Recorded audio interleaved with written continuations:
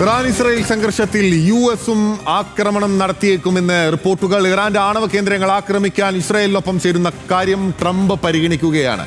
വിവരങ്ങളുമായി August Sebastian നമുക്കൊപ്പം ചേരുകയാണ്. ഓഗസ്റ്റ് സെബാസ്റ്റ്യൻ, ഇപ്പോൾ അമേരിക്ക കൂടി നേരിട്ട് ഈ സംഘർഷത്തിലേക്ക് ഭാഗമാകുന്നു എന്ന് പറയുമ്പോൾ അത് ശക്തമായ ഒരു യുദ്ധസമാനമായ സാഹചര്യത്തിലേക്ക് വഴിവെക്കുകയാണല്ലോ. മാത്രമല്ല, അമേരിക്കയ്ക്ക് മധ്യപൂർവ്വ ദേശത്ത് നിരവധി പശ്ചിമേഷ്യ ദേശത്ത് നിരവധി സൈനിക കേന്ദ്രങ്ങൾ ഉണ്ടല്ലോ വിവിധ രാജ്യങ്ങളിലായി. അതെല്ലാം ഇറാനും ആക്രമിക്കും തിരിച്ച്. ബിൻലെ ഏറ്റവും പ്രധാനപ്പെട്ട വാർത്തയാണിത്. അതായത് ഇത്രയും ദിവസങ്ങളോളം അന്താരാഷ്ട്ര സമൂഹം ഉറ്റുനോക്കിക്കൊണ്ടിരിക്കുന്ന ഒരു നിമിഷം, അതിന് ഏത് നിമിഷവും ഉത്തരം കിട്ടിയേക്കാം എന്നെ സംബന്ധിച്ച് ഒരു ഏകദേശ ധാരണ നമുക്കിപ്പോൾ ലഭിക്കുന്ന വാർത്തയാണ് പുറത്തു വരുന്നത്.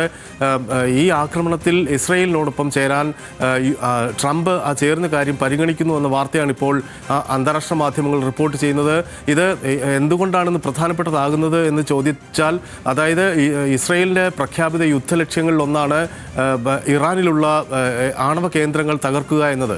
അതിൽ ഏറ്റവും പ്രധാനപ്പെട്ട കാര്യം ഖോം നഗരത്തിനടുത്തുള്ള ഫോർദോ ആണവ കേന്ദ്രമാണ് ഇസ്രായേലിനെ സംബന്ധിച്ചിടത്തോളം ഏറ്റവും വലിയ പ്രതിസന്ധി. കാരണം അത് തകർക്കുക എന്ന് പറയുന്നത് ഇസ്രായേലിനെ സംബന്ധിച്ച് അത് സാധിക്കുന്ന കാര്യമല്ല, നിലവിൽ സാധിക്കുന്ന കാര്യമല്ല.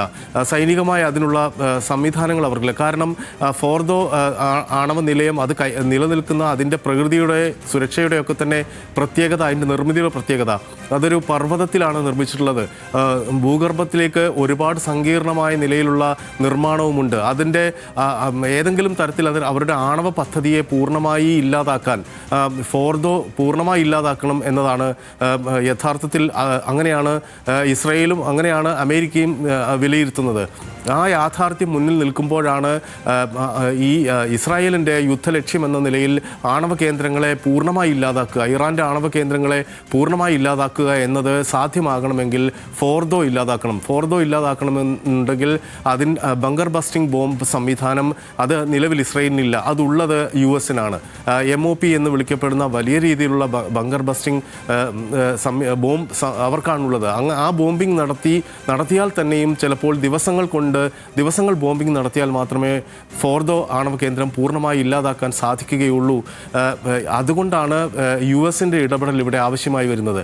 മറു സൈഡിൽ ഇറാൻ പോലുള്ള വലിയ എണ്ണ സമ്പന്നമായ പ്രകൃതിവാതക സമ്പന്നമായ ഒരു രാജ്യം, അതിൻ്റെ റെജീം ചേഞ്ചും കൂടി ഇസ്രായേലിൻ്റെ ലക്ഷ്യമാണ്. അതായത് അവിടെ ഒരു ഭരണമാറ്റം കൊണ്ടുവരുന്നു.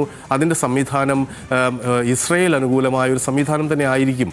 ആ സംവിധാനം വരുന്ന സമയത്ത് ഇറാൻ പോലുള്ള വലിയ ഒരു സാമ്പത്തികമായി വലിയ നേട്ടങ്ങൾ കൊണ്ടുവന്നേക്കാവുന്ന, അല്ലെങ്കിൽ ഈ പറയുന്ന സമ്പത്തൊക്കെ തന്നെയും എണ്ണ, പ്രകൃതിവാതകം തുടങ്ങിയ നിലക്കുള്ള അന്താരാഷ്ട്ര രംഗത്ത് തന്നെ ഇറാനെ ഒരു മൂന്നാം ശക്തിയാക്കി നിർത്തിയ, അതായത് ഓയിലിൻ്റെ കാര്യത്തിൽ മൂന്നാം ശക്തിയും പ്രകൃതിവാതകത്തിൻ്റെ കാര്യത്തിൽ രണ്ടാം ശക്തിയും ഒക്കെ ആക്കി നിർത്തിയ ഈ ഒരു കാര്യം പരിഗണിക്കാതിരിക്കാൻ അമേരിക്കയ്ക്ക് കഴിയുമോ എന്ന ചോദ്യവുമുണ്ട്. ഈ സാമ്പത്തികമായ കാരണം സൈനികവുമായ ഈ സഹകരണത്തിലേക്ക് കാരണമായേക്കും എന്നാണ് നമുക്ക് വിലയിരുത്താൻ കഴിയുക. ഏതായാലും അമേരിക്ക, ട്രംപ് ഇത് പരിഗണിക്കുന്നു എന്ന വാർത്തയാണ് ഇപ്പോൾ പുറത്തുവരുന്ന ഏറ്റവും സുപ്രധാനമായ കാര്യം.